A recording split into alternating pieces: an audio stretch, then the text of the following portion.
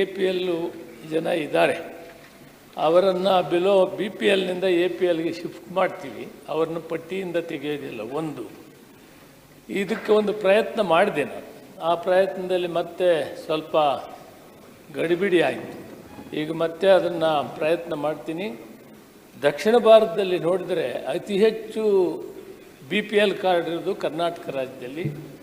ಸುಮಾರು 1,28,00,000 ಕಾರ್ಡ್ಗಳಿದೆ. ಸುಮಾರು 4,50,000 ಜನ, 4,50,00,000 ಇದರ ಫಲಾನುಭವಿಗಳಿದ್ದಾರೆ. ಆದ್ದರಿಂದ ಇದಕ್ಕೊಂದು ಪರಿಹಾರ ಕಂಡುಹಿಡ್ತಾ ಇದ್ದೀವಿ. ತಮಿಳುನಾಡಿನಲ್ಲಿ 50% ಒಳಗಡೆ ಇದೆ, ಕೇರಳದಲ್ಲಿ 45% ಇದೆ, ಆಂಧ್ರ ತೆಲಂಗಾಣ ಕೂಡ 50%ಗೆ ಕಡಿಮೆ ಇದೆ. ಆದರೆ ಕರ್ನಾಟಕ ಇಷ್ಟೊಂದು ಪ್ರಗತಿಪರವಾದಂಥ ರಾಜ್ಯದಲ್ಲಿ 70ರಿಂದ 75%ವರೆಗೂ ಹೋಗಿದೆ. ಇದನ್ನು ಕಡಿವಾಣ ಹಾಕಬೇಕು. ವಿನಾಕಾರಣವಾಗಿ ಖರ್ಚಾಗ್ತದೆ ಸರ್ಕಾರಕ್ಕೆ. APL ಅರ್ಹರು ಇವತ್ತು BPL ಇದೆ.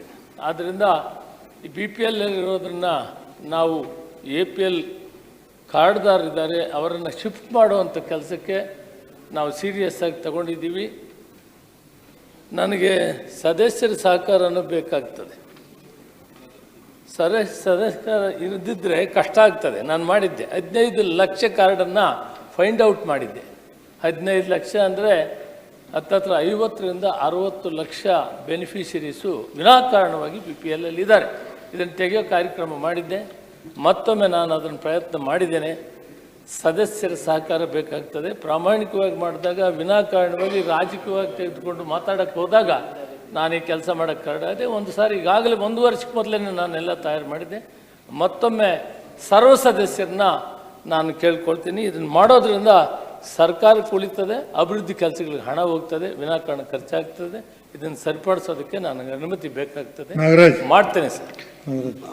ಮಾನ್ಯ ಸಭಾಪತಿಗಳೇ, ಸಚಿವರು ಹೇಳಿದ ಉತ್ತರ ನಾನು ಒಪ್ತೇನೆ. ಆದರೆ ವಿಚಾರ ಬಂದಿರತಕ್ಕಂಥ ದೇಶದಲ್ಲಿದ್ದ ಬಡತನ ರೇಖೆಯನ್ನಕ್ಕಿಂತ ಕೆಳಗಿರ್ತಕ್ಕ ಜನನ ನಾವು ತುಲನೆ ಮಾಡಬೇಕು ಅಂತಂದಾಗ ಅದು ಒಂದೇ ಮಾನದಂಡ ಆಗಬೇಕಾಗ್ತದೆ. ಕೇಂದ್ರ ಸರ್ಕಾರದಲ್ಲಿರ್ತಕ್ಕಂಥ ಮಾನದಂಡಗಳ ಬಗ್ಗೆ only 7.5% people are there multi dimensional ನೋಡಿದಾಗ ಅವರು ಬರೀ 7.5% ಮಾತ್ರ ಬಡವರಿದ್ದಾರೆ ಅಂತ ಹೇಳ್ತಾರೆ. ಕರ್ನಾಟಕದಲ್ಲಿ 80% ಬಡವರಿದ್ದೀರಿ ಅಂತ ತೋರಿಸ್ಕೊಳ್ಳೋದಾದರೆ ಅದು ಸರಿ ಇರ್ತಕ್ಕಂಥ ಅಂಕಿಅಂಶಗಳಾಗೋದಿಲ್ಲ. ಆ ಕಾರಣಕ್ಕೋಸ್ಕರ ಹೇಳ್ತೀನಿ, ಕೇಂದ್ರ ಸರ್ಕಾರ ಮತ್ತು ರಾಜ್ಯ ಸರ್ಕಾರ ಒಂದೇ ಮಾನದಂಡದಲ್ಲಿ ಇಟ್ಕೊಂಡು ಬಡವರಾಗಿ ನಿಜವಾದ ಬಡವರನ್ನ ಗುರುತಿಸಿ ಅವರಿಗೆ ಅರ್ಹ ವ್ಯಕ್ತಿಗಳಿಗೆ ಕಾರ್ಡ್ ಕೊಡ್ತಕ್ಕಂಥದ್ದು, ಅನರ್ಹ ವ್ಯಕ್ತಿಗಳನ್ನು APL ಮಾಡ್ತಕ್ಕಂಥದ್ದು, ಅಗ್ರೆಸಿವ್ ಮಾಡ್ತಕ್ಕಂಥ ಕೆಲಸ ಆಗಬೇಕು ಅಂತ ಮನವಿನ ಮಾಡ್ತಾ ಇದ್ದೀನಿ.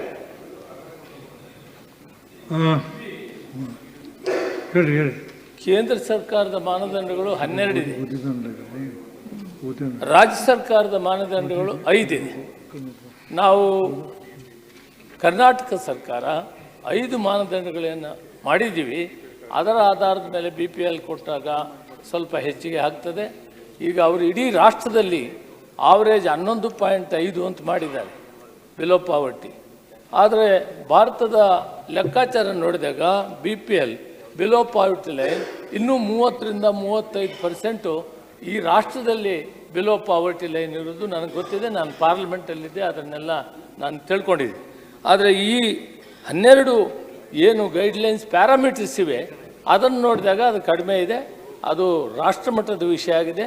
ರಾಜ್ಯದಲ್ಲಿ ಒಂದು ತೀರ್ಮಾನ ತೆಗೆದುಕೊಂಡಿದ್ದೀವಿ.